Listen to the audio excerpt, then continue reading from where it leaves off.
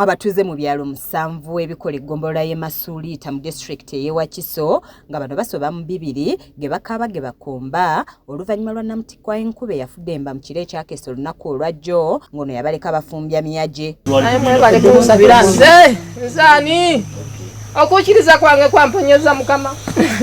Abadde bagenda kunsimula na kitiyo saakyagadde nakayanya nnyo ne Mukama.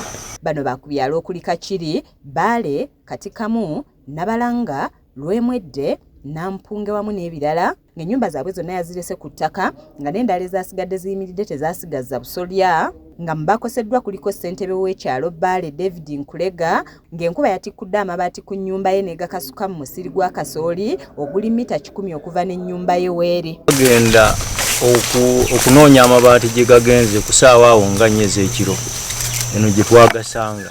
Gavumenti n'aligisabye yasitukidde mu bwangu okuyamba abantu. Sinze nzekka naye waliyo n'abantu abalala kubanga oli omukyala gwe mbanyonyodde ennyumba yagwiridde ddala ku ttaka. Waliwo n'omukadde gye tutuuse nga Tabisa Juliana ng'ono olutulabye atulise n'akaaba olw'ennaku emujjudde ku mutima olw'ennyumba ye yonna eyasaanyeewo nga muzzukulu we yamusokodde mu bifunfugu nga bw'alambulula. Maama! Wajja wawulira nga eringa Maama! Maama era alina okunnyonnyola. Buno bujulize eri Mukama.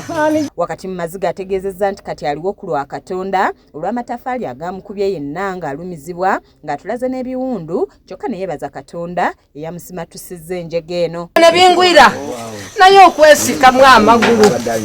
Awo nengamba Mukama nnemereddwa.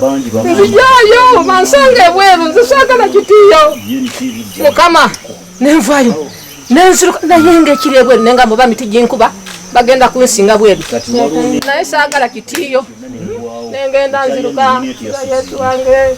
Tutalaze n'ebyalo ebirala ng'eno nayo maziga meereere nga mmere yaabwe n'ebintu ebirala okuli n'ekyuma ky'emmwanyi byasaanyeewo nga bano nabo ge bakaaba ge bakomba. Era nakosebwa yankubyekubyemu naye kati bampaddeeko ku budagala ndi mukumira.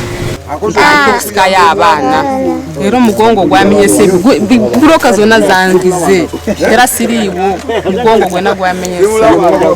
Okudda engulu ennyumba ekoze eki ennyumba nga omuti gumaze ogikuba umizibwamuko mu kifuba bayankubye mu mutwe nenkuba ne mukibegabega muno. Nandisabye nsaba gavumenti ennyambe okwempa y'amabaati nga 20 nsobole okuzaawo akayumba.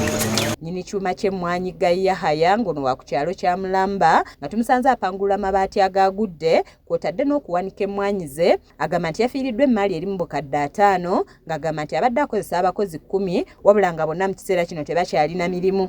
Kakati essaawa zino emmwanyi zitwafiiriddwa ezitagenda kukubya okuddamu okuzaanika nga zayonoonese ne kase nazo zibaliriddwa mu bukadde nga 10. Ekyuma kyagenze abakozi abamu badduse. Omubaka w'ekitundu kino Honorable Nsubuga Paul atuuseeko mu kitundu kino era ng'alambudde ennyumba eziwerako ng'ayambibwako abakulembeze b'ebyalo.